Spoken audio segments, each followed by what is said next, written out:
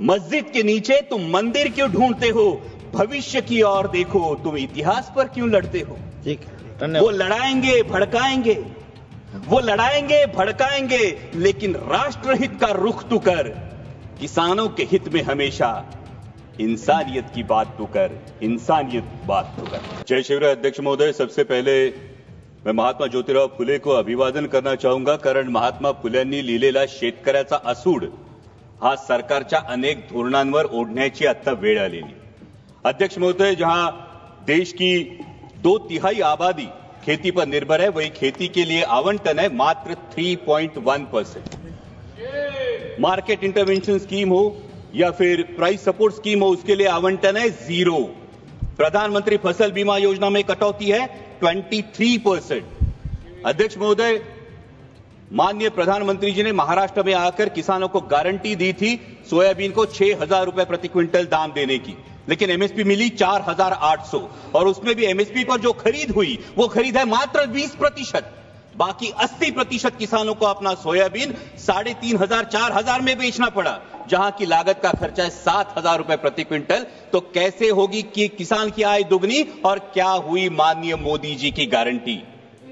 अध्यक्ष महोदय, अभी सरकार सोयाबीन के दाम बढ़ाने के लिए एडिबल ऑयल्स पर इंपोर्ट ड्यूटी लादने की बात कर रही है, पण हा रोगापेक्षा इलाज भयंकर है, क्योंकि उससे सोयाबीन के दाम नहीं बढ़ेंगे, उससे सिर्फ बढ़ेगी तो महंगाई बढ़ेगी।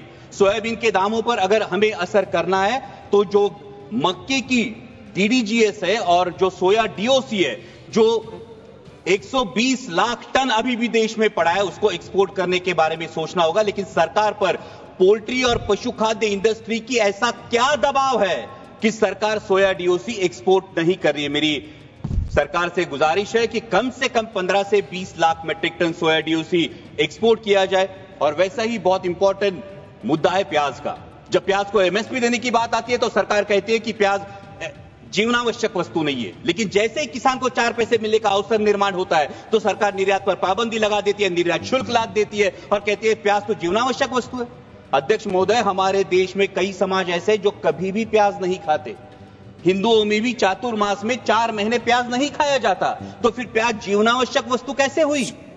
अध्यक्ष महोदय, अगर ग्राहक को एक औसतन अगर कंजम्पशन देखें तो 5 से 6 किलो औसतन कंजम्पशन होता है। 60 रुपए किलो में भी अगर प्याज खरीदना पड़ता है ग्राहक को, तो भी सिर्फ 300 साढ़े 300 रुपए उसका खर्चा होगा, जो आपके मोबाइल रिचार्ज से भी कम है।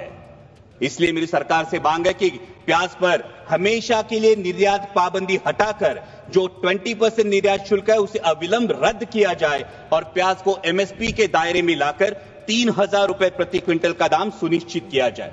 वैसे इस बजट में बहुत सारे मिशन का अनाउंसमेंट हुआ, लेकिन बहुत सारे मिशन के बारे में नाव सोनू भैया ने हाथी कथलाचा वाड़ा है, क्योंकि कथनी और करनी में बहुत अंतर दिखाई देता है। जहां पल्सेस में देश को आत्मनिर्भर होने की बात की जाती है, वही अभी किसान मार्च अप्रैल मई में चना बेचने के लिए मार्केट में आएगा, लेकिन सरकार ने पीले मटर का 31 लाख मीट्रिक टन आयात की है। ये पीला मटर खाने के लिए नहीं, बेसन में चने की जगह अडल्ट्रेशन के लिए यूज होता है और चने के दाम गिरा देता है। अभी भी 31 मई तक आपने पीला मटर का जो इंपोर्ट है, ये खुली आयात को परमिशन दे दी है। और अभी जब एक बार हम कह रहे हैं कि पल्सेस में आत्मनिर्भर करना है, वही 67 लाख मीट्रिक टन पल्सेस हम आयात कर चुके हैं। तो हम आयात आत्मनिर्भर किसे करना चाहते हैं? हमारे देश के किसानों को, या ऑस्ट्रेलिया, रूस, टर्की, म्यांमार के किसानों को हम आत्मनिर्भर करना चाहते हैं? वैसा ही अहम मुद्दा है mission on vegetables and pulses. बहुत अच्छी बात है, लेकिन इसके लॉजिस्टिक, कोल्ड चेन और स्टोरेज के लिए क्या प्रावधान किए जा चुके? आज मेरे नारायण गांव में टमाटर किसान को बेचना पड़ता है सर 4 से 5 रुपए किलो में, और शहरों में ग्राहक खरीदता है 20 से 25 रुपए किलो में। इस मुनाफे पे क्यों कोई भी नियंत्रण नहीं है? और इसका कारण है ये बिचौलियों की श्रृंखला। इसके बारे में सरकार को विचार करना चाहिए। वैसा ही अहम मुद्दा है प्रधानमंत्री फसल बीमा योजना, जो योजना बार बार किसानों के लिए कम और बीमा कंपनियों के लिए ज्यादा फायदेमंद साबित हो रही है। इस साल का प्रीमियम है सर 10,000 करोड़। बीमा कंपनियों को जो प्रीमियम मिला है वो है 10,000 करोड़ का, और नुकसान भरपाई का जो भुगतान है वो है मात्र 680 करोड़, 7% से भी कम। और सभी नियम सिर्फ किसानों के लिए। बीमा कंपनियां तो कोई नियम फॉलो ही नहीं करती। इसका मतलब योजना किसानों के लिए, पैसा सरकार का यानी टैक्स पेयर का, और भला हो रहा है बीमा कंपनियों का। इसे मराठी में कहते हैं आंधळ दळतंय आणि कुत्रं पीठ खातंय। और एक बहुत अहम मुद्दा है, महाराष्ट्र की महायुति सरकार में सत्ता में आने से पहले किसानों से वादा किया था ऋण माफी का। सरकार के इस आश्वासन की वजह से किसान अब ऋण माफी की तरफ आस लगाए बैठे हैं और मार्च एंड होने की वजह से बैंक किसानों के पीछे रट लगाई है। आज महाराष्ट्र में हर दिन 7 किसान आत्महत्या कर रहे हैं। क्या कृषि प्रधान देश के लिए ये सम्मानजनक बात है?